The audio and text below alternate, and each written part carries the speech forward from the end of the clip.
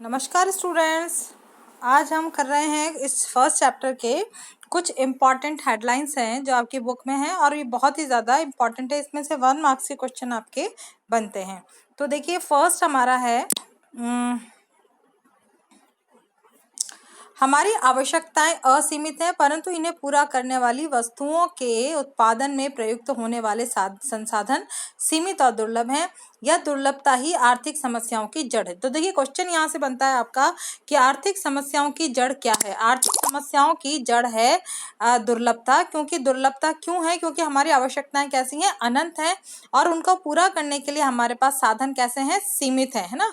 केवल हमारे पास जितने साधन हैं उनसे ज्यादा हमारी आवश्यकताएं हैं। कहने का मतलब है कि हमारी जो पूर्ति है वो तो हमारी लिमिटेड है, लेकिन डिमांड हमारी जो मांग है वो बहुत ज्यादा है। जब भी किसी वस्तु की मांग ज्यादा होती है और पूर्ति कम होती है तो उससे उस वस्तु को हम क्या बोलते हैं कि वो वस्तु दुर्लभ है। ठीक है, तो हमारी आवश्यकताएं असीमित हैं और साधन सीमित हैं, इसीलिए दुर्लभता है। और दुर्लभता है इसलिए अर्थशास्त्र का अध्ययन किया जाता है। ठीक है ना। तो सेकेंड पॉइंट है हमारा संसाधनों के वैकल्पिक प्रयोग होते हैं। अब जो संसाधन हमारे पास हैं वो कैसे हैं? सीमित तो हैं ही सही, लेकिन उनके वैकल्पिक प्रयोग हैं। अब वैकल्पिक का मतलब क्या है कि एक साधन को आप अनेक रूपों में अनेक जगह पर काम में ले सकते हो।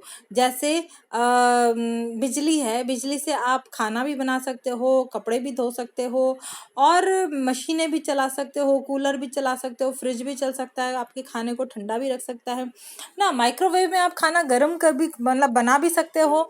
तो ये कई तरह इसके प्रयोग हैं। तो हमें अपने सुविधा के अनुसार इनका चयन करना पड़ता है कि किस संसाधन को कहाँ पर हम प्रयोग में लेकर के आए।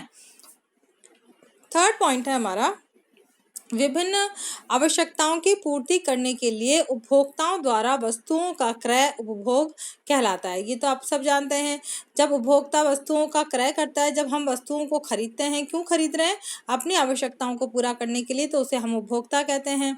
और उत्पादकों द्वारा बाजार में बेचने के लिए वस्तुओं का विनिर्माण उत्पादन कहलाता है। क्योंकि उत्पादन क्या, अपने लाभ के लिए वस्तुओं को जब बेच रहा है और बेचने के लिए वो वस्तुओं का उत्पादन कर रहा है, तैयार कर रहा है, उनका विनिर्माण कर रहा है, तो उसे हम उत्पादन कहेंगे।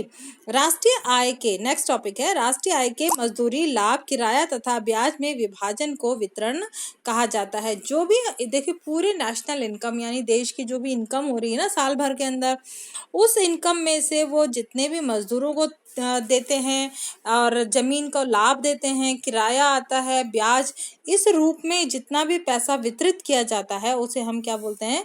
वितरण कहते हैं। क्यों करा जाता है? क्योंकि जिन श्रमिकों ने देखो अपना योगदान दिया है उत्पादन करने में, उनको मजदूरी दी जाएगी। अगर मान लीजिए आपने कहीं से भूमि किराए पर ली है तो उसको किराया दिया जाएगा। आपको अगर लाभ मिला है, जो उद्यमी होते हैं वो अपना लाभ भी लेंगे। और अगर आपने मान लीजिए किसी से ब्याज पर पैसा लिया है तो उसे ब्याज भी देना पड़ेगा। तो ब्याज के रूप में, लाभ और किराया मजदूरी के रूप में जो कुछ भी वितरित किया जा रहा है उसे हम क्या बोलते हैं? वितरण बोलते हैं। नेक्स्ट टॉपिक है सांख्यिकी के अंतर्गत आंकड़ों का प्रयोग करते हुए आर्थिक संबंधों का पता लगाया जाता है और उनकी सत्यता की जांच की जाती है।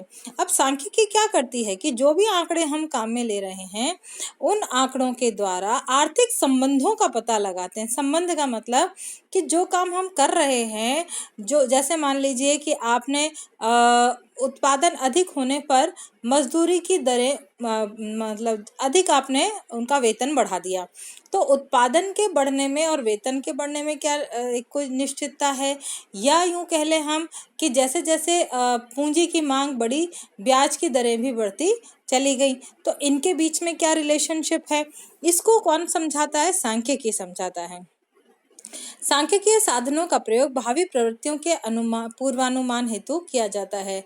सांख्यिकीय जो रीतियां हैं, जो मेथड्स हैं, ये आगे के मतलब भविष्यवाणी करने में और पूर्वानुमान लगाने में भी ये काम में आती हैं। सांख्यिकी विधियां आर्थिक समस्याओं का विश्लेषण करने तथा उन्हें हल करने के लिए नीतियों के निर्माण में सहायक होती हैं।